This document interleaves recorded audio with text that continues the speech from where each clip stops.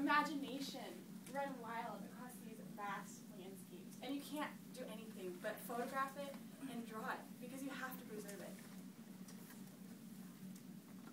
This is how I felt about nature. I loved it. It was my greatest passion. I would suppose many of you know me as Beatrix Potter, the author. Now, though, I am quick to correct you that I am Beatrix Hewitt. I died of my illness. And I suppose that my love of nature began at an early age. I was born in 1866 in London to Helen and Rupert Potter. My mother was very controlling of me, and I spent most of my childhood secluded. I really didn't have any friends until my brother Bertrand was born when I was 6. When my life lacked socially, my mother overcompensated in education. I was an excellent student of languages and science and art. I was mostly cared for by nannies and governesses, and I lived at home until I was 39. My brother and I collected animals, pretty much anything we could get our hands on.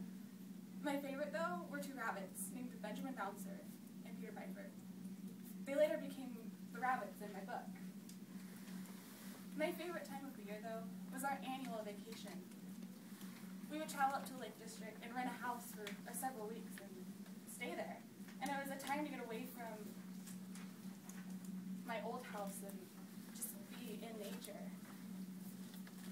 It was here that I fell in love with my favorite place. We went to Old Soury, and I instantly knew that this was my favorite place in the whole earth. And I would later live there.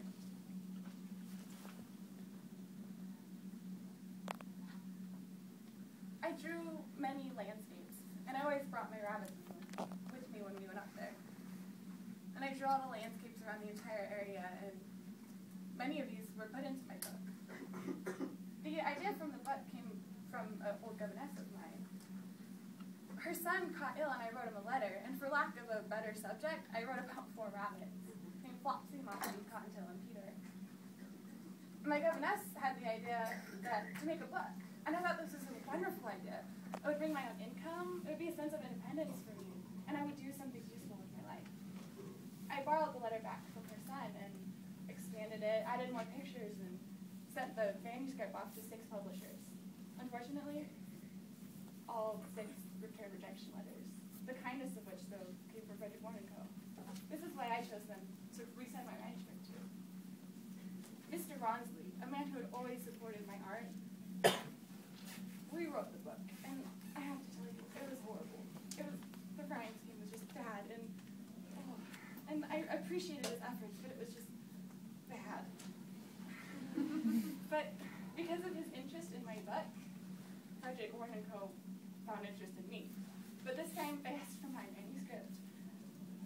So I sent it to them, and they told me the changes I needed to make, and though I didn't want to make most of them, I consented, because I figured they would know more about publishing than me. And my first book was published. This book started my relationship with Norman Warren. He was the youngest brother of the Frederick Warren & Co. company. He dealt with me in my book and helped me edit it, and, well, we developed a friendship. My mother was not happy. And let me tell you a story about my mother. She thought we were a higher class in society, that those who worked for their money were below us, not worthy of us, that we shouldn't even talk to them. I never understood this. We inherited our money from men who worked for it. Those men in trade that she thought were worse than us, that's where we came from. And as my friendship with Norman Warren developed and soon became more than that, she got more and more anxious about it. And one day, he proposed. She was furious. I was allowed to wear his ring, but she told me basically that we would never get married. And unfortunately, she got her wish. Norman died a month after he proposed. And ever since, I've worn his ring as to never forget him. And I was devastated. My happily ever ending had been ripped from me. My mother was in control I was sick of it. I gathered the money from my book, and I bought a farm in Sorry, that land I'd fallen in love with so long ago. Once again, my mother was furious, seeing that there's this war going on between us that lasted until she died. But I didn't care.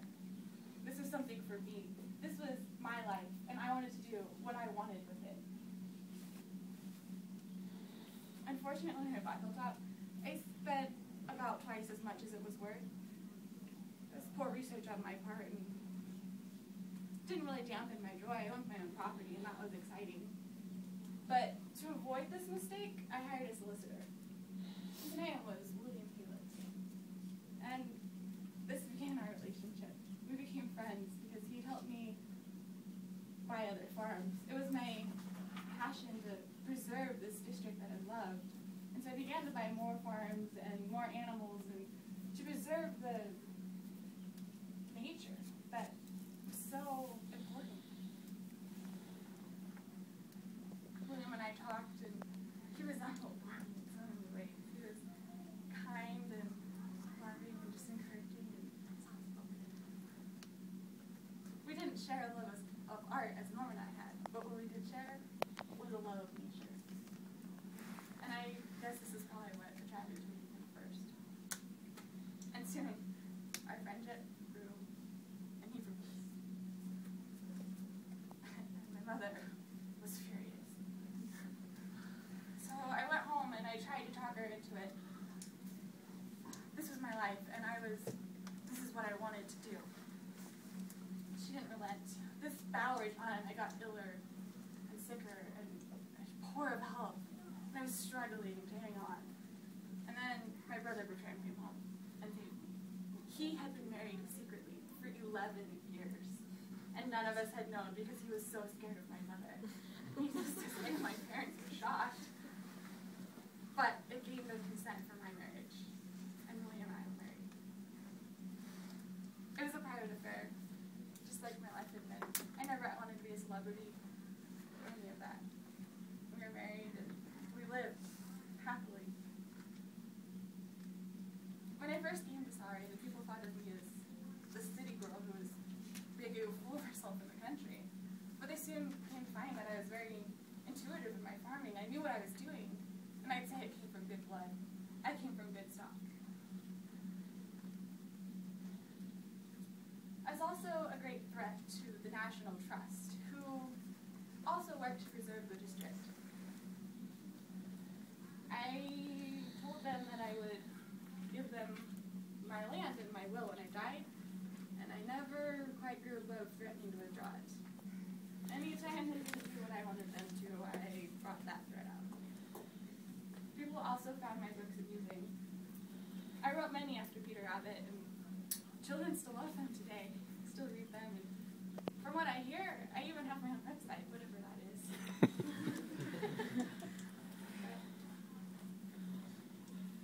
I'm proud of my life. I'm proud of what I did. I took what I loved, and I did something great with it. And so what I hope that you gain from this time is perhaps you'll take what you love, and you will do something great with it. Well, if you could change anything during your lifetime, what would it be and why? If I had to choose one thing to change, I think I would have stood up to my mother more. She was so controlling and just constantly telling me what to do, and I was never what she wanted. I never lived up to her